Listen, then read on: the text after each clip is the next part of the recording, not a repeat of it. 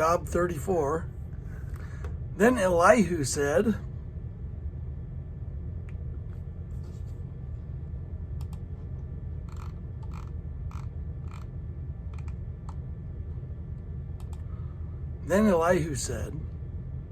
Hear my words, you wise men. Listen to me, you men of learning.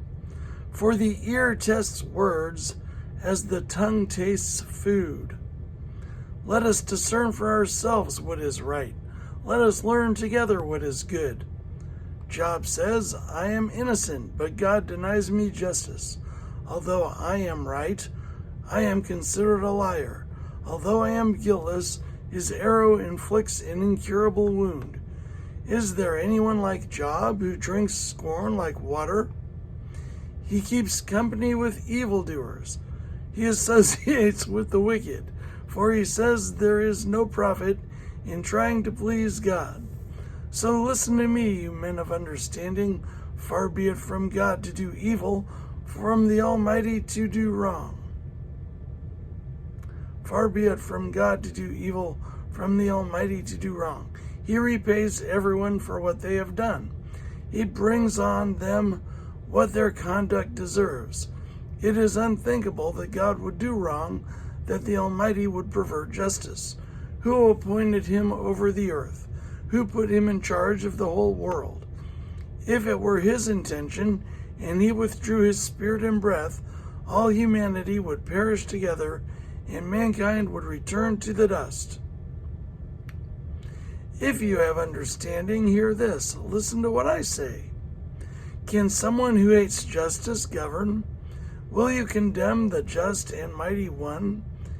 Is he not the one who says to kings, you are worthless, and to nobles, you are wicked? Who shows no partiality to princes, and does not favor the rich over the poor? For they are all the work of his hands. They die in an instant in the middle of the night. The people are shaken and they pass away. The mighty are removed without human hand. His eyes are on the ways of mortals. He sees their every step. There is no deep shadow or no utter darkness where evildoers can hide.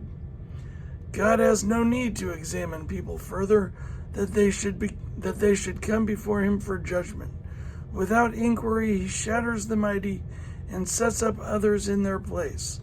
Because he takes notes, God has no need to examine people further, that they should come before him for judgment. Without inquiry, he shatters the mighty and sets up others in their place. Because he takes note of their deeds, he overthrows them in the night, and they are crushed. He punishes them for their wickedness, where everyone can see them, because they turned from following him and had no regard for any of his ways. They caused the cry of the poor to come before him, so that he heard the cry of the needy. But if he remains silent, who can condemn him? If he hides his face, who can see him? Yet he is over individual and nation alike, to keep the godless from laying snares for the people. Suppose someone says to God, I am guilty, but will offend no more. Teach me what I cannot see. If I have done wrong, I will not do so again. Should God then reward you on your terms when you refuse to repent?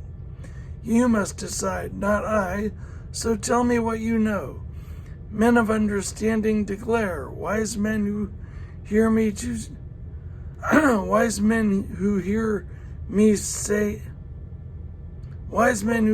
say to me, Job speaks without knowledge, his words lack insight. Oh, that Job might be tested to the utmost for answering like a wicked man. To his sin he adds rebellion. Scornfully he claps his hands among us and multiplies his words against God.